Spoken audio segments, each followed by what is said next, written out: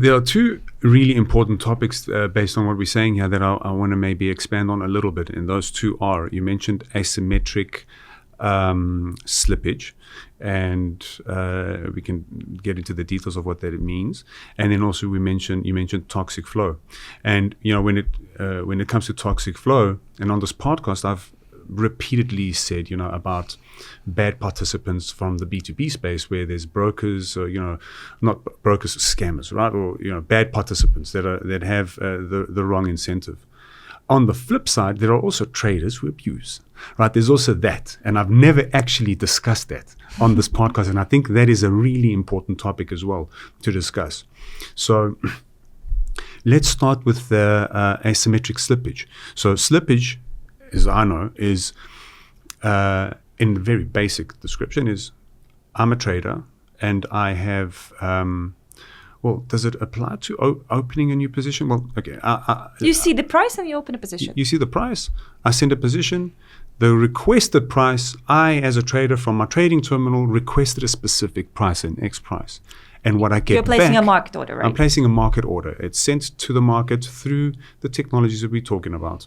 MetaTrader or whatever trading platform, to your boost, which is the bridge, and et cetera, right? So the price that comes back is not the same as what you requested. And slippage could be to your favor and also against. Correct. And it all depends on demand, supply, the quotes that are happening in the real market. Correct. So expand on that point. Sure. So when it goes through the bridge or gateway, so MetaTrader 4 is the bridge and MT5 is the gateway, or fixed API session, doesn't matter. Then it arrives to a trade execution engine, and it can be anything, right? Majority of technology providers in our field are aggregators. So they aggregate different liquidity feeds, or doesn't matter, different liquidity providers, and that's the price they stream into their platforms, and that's the price they execute against.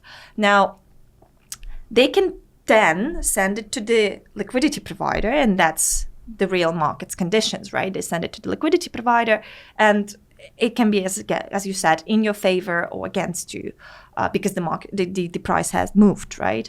We have a matching engine, so we have a central order book, so it gives you a bit more technical capabilities. But for asymmetric slippage, what that means, and in general, what best execution means, is that if there is a slippage in the favor of the client, you have to pass that on to the client.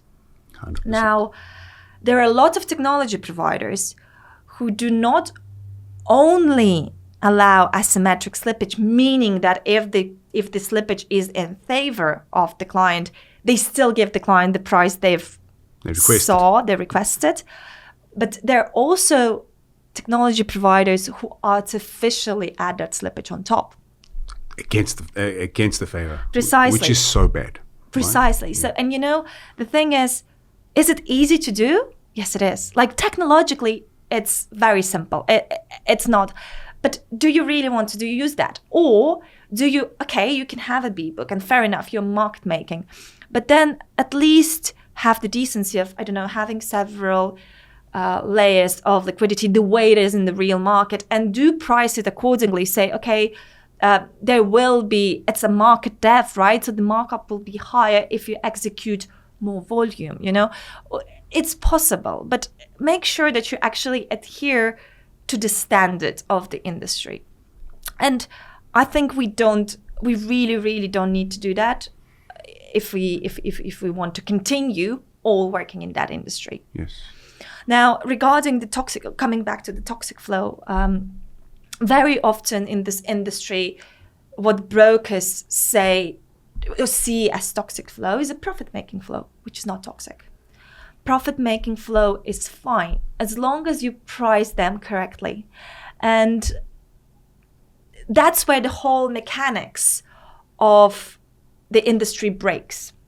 When instead of pricing them correctly, they try to pass them on to the liquidity providers, meanwhile offering them the same conditions they would offer to the standard retail flow. Now, from the banking point of view, at least when we all had a PB, when we were working with banks, what toxic flow was is when the dealers had, for example, would want to abuse the latency or would have some inside knowledge, or, for example, because of course the market has a depth, right? And the banks are streaming certain layers of volume, and they have different algorithms. They have price regeneration algorithms. There are a lot of different things they do based not just on speculation, the way our industry is based, but based on their internal needs.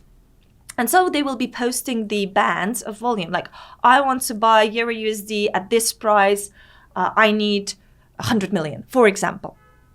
And they want it felt. And what they see as the toxic flow is that in the same microsecond, not millisecond, microsecond, they get hit on that band from, let's say, 10 different venues. So they wanted to sell 100 million, but instead they sold what? $1 billion, right? So that's what they saw as the toxic flow. Someone who's trying to, well, I can't say front run, but is trying to get more volume at the cheaper price. Got it. And that was what's considered a toxic flow in a real institutional industry, not someone who's making money. Right. And that's where I see the problem is that we have changed or broken down the mechanics of the whole financial market so much that we have brokers who say we're market makers and that's how we can offer you better conditions, trading conditions. Fair enough. But when you go against the rules of nature, where you offer zero spread and you offer swap free and you offer this and you offer that, and you do not adhere to the rules of the market, or you do not vet through your flow, okay, fair enough. You have a profitable trader. He's really good at trading. Well, put him in the other group. Charge him a little bit of spread. So there's at least you can have that spread. You can capture that value in the spread, instead of actually abusing him, artificially changing his, So, and that's what we stand for. We help brokers be profitable and successful and offering those conditions to the client without having to really be rogue and change those conditions and go against the clients. Right. Because I think we all live in that industry and we all need to take care of it. If you liked that video and you want to watch the full episode, it's available here. Remember to like, subscribe and share. It helps the channel.